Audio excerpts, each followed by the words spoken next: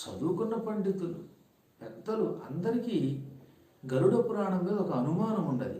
గరుడ పురాణానికి ఒక అపప్రథ ఉన్నది. ఏమిటది? గరుడ పురాణం ఇంట్లో ఉంచుకోకూడదని కొందరు.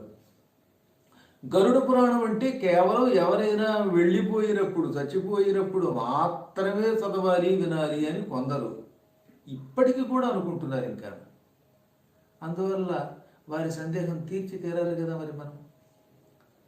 గరుడ పురాణం అష్టాదశ పురాణాలలో ఒకటి. 18 పురాణములు మానవులను ఉద్ధరించడం కోసం వేదవ్యాసుల వారు రాశారు. వేదము యొక్క సారము 18 పురాణముల రూపంలో మనకి వేదవ్యాసుల వారు అందించారు. మత్స్య మార్కండేయ భవిష్య భాగవత బ్రహ్మ బ్రహ్మాండ బ్రహ్మ వైవర్త వరాహ వామన వాయు విష్ణు అగ్ని నారద పద్మలింగ గరుడ కూర్మ స్కాంద పురాణములనే 18 పురాణాలు భగవత్ స్వరూపం. అంటే వేదం ఆ రూపంలో వచ్చింది.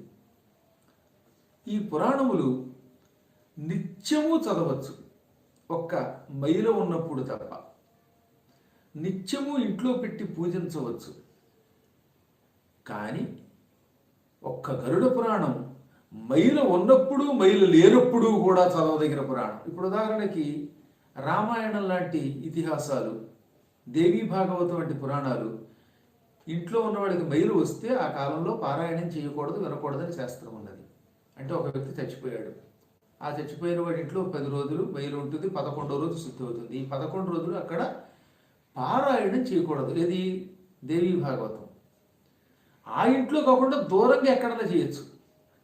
కానీ గరుడ పురాణం అలా కాదు, ఆ ఇంట్లో కూడా పారాయణం చేయవచ్చు. పురాణములన్నీ ఒకెత్తు, గరుడ పురాణం ఒకటి ఒకెత్తు. గరుడ పురాణం ఉన్న ఇంట్లో ఒకేసారి శివకేశవులిద్దరూ మకాం పెడతారు. సమస్త వేదములు, సమస్త నదులు, సమస్త తీర్థయాత్రలు గరుడ పురాణం ఉన్న ఇంట్లో ఉంటాయి. మన ఇంట్లో పురాణాలు, వేదాలు, నదులు, తీర్థయాత్ర స్థలాలు సమస్తం ఇంట్లో మకం ఉండడం అంటే ఎంత అదృష్టం అండి. అందువల్ల గరుడ పురాణం ఇంట్లో నిత్యం ఉండాలి. నిత్యం ఏ ఇంటిలో గరుడ పురాణం పూజింపబడుతుందో ఆ ఇంటిలో ధర్మమర్థంచ కామంచ మోక్షంచ లభతే నరః. ధర్మార్థ కామములు అనే 3, శరీరం విడిచాక మోక్షము 4 లభిస్తాయి గరుడ పురాణం ఉన్న ఇంట్లో. కాబట్టి గరుడ పురాణాన్ని నిత్యం ఇంట్లో పెట్టి పూజించాలి. నిత్యం చదవమన్నారు. ఒక్క శ్లోకమైన రోజు చదవకుండా గరుడ పురాణం అన్నం తినకూడదట అసలు. ఇవాళ మనం ఎంత పాపం చేస్తున్నామో ఒకసారి ఆలోచించండి.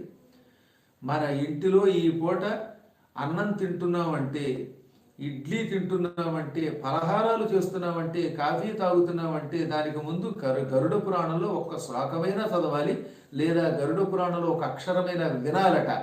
గరుడ పురాణం వినకుండా లేక గరుడ పురాణం చదవకుండా ఏ వ్యక్తి కాఫీ కూడా తాగకూడదు, మంచినీళ్ళు కూడా తాగకూడదు. అందుకే పూర్వం ఏం చేసేవారు, ఆచమన జలం తాగాక, ఆచమనం అయిపోయాక వెంటనే గరుడ పురాణంలోని ఒక్క శ్లోకాన్ని చదివి అప్పుడు మిగతా పనులు చేసేవారు. మీరెంత అదృష్టవంతులు. రోజు నారాయణం నమస్కృత్య నరంచేవ నరోత్తమం దేవీం సరస్వతీం వ్యాసం తతో జయముదీరయత్ అనే శ్లోకం విని మీ ఇళ్లలో పనులు చేస్తున్నారు. ఈ శ్లోకం గరుడ పురాణంలో కూడా ఉంటుంది. ఈ పురాణాలన్నిటిలో ఈ శ్లోకం ఉంటుంది. గరుడ పురాణంలో కూడా ప్రారంభంలో ఈ శ్లోకం ఉంటుంది. కనీసం ఈ శ్లోకాన్ని మీరు చదువుకుని మీ ఇంట్లో పనులు మొదలు పెట్టాలి. గరుడ పురాణమును చదవనిదే, గరుడ పురాణమును విననిదే, గరుడ పురాణమును ఎంట పెట్టి పూజించనిదే మానవుడికి ముక్తి రాదు. గరుడ పురాణం అంటే సామాన్యంగా 19,000 శ్లోకములు ఉన్నది.